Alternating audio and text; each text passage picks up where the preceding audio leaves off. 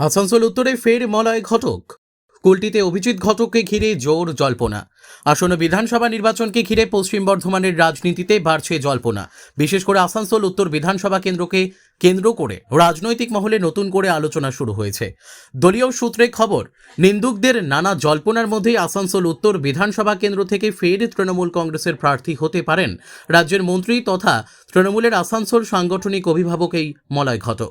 সম্প্রতি রাজ্যের মুখ্যমন্ত্রী মমতা বন্দ্যোপাধ্যায় আইন দপ্তরের কাজ নিজে দেখার সিদ্ধান্ত নেওয়ার পর থেকেই রাজনৈতিক মহলে মলয় ঘটকের ভবিষ্যৎ নিয়ে নানা আলোচনা শুরু হয়।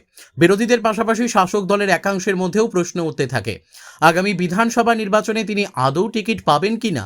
তবে তৃণমূলের রাজ্য স্তরের একাংশ নেতার দাবি, দলের সূচনা লগ্ন থেকে যারা মমতা বন্দ্যোপাধ্যায়ের সঙ্গে রয়েছেন তাদের ক্ষেত্রে দলনেত্রী সাধারণত কঠোর সিদ্ধান্ত নেন না।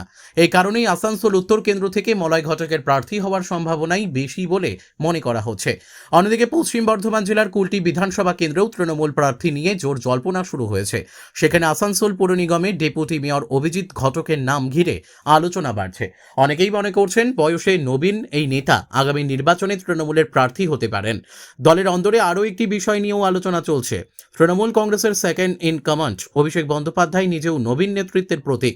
তাই আগামী বিধানসভা নির্বাচনে তরুণ মুখদের সুযোগ দেওয়ার প্রবণতা প্রার্থী তালিকায় দেখা যেতে পারে বলেই মনে করছেন রাজনৈতিক পর্যবেক্ষকরা।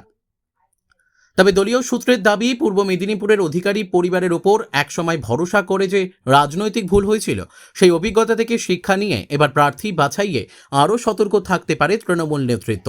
যদিও এখনও পর্যন্ত আনুষ্ঠানিকভাবে প্রার্থী তালিকা ঘোষণা করা হয়নি, তবে রাজনৈতিক মহলের মতে আসন্ন বিধানসভা নির্বাচনকে সামনে রেখে পশ্চিম বর্ধমান জেলার একাধিক কেন্দ্রে তৃণমূলের প্রার্থী নির্বাচন ঘিরে চমক থাকতে পারে।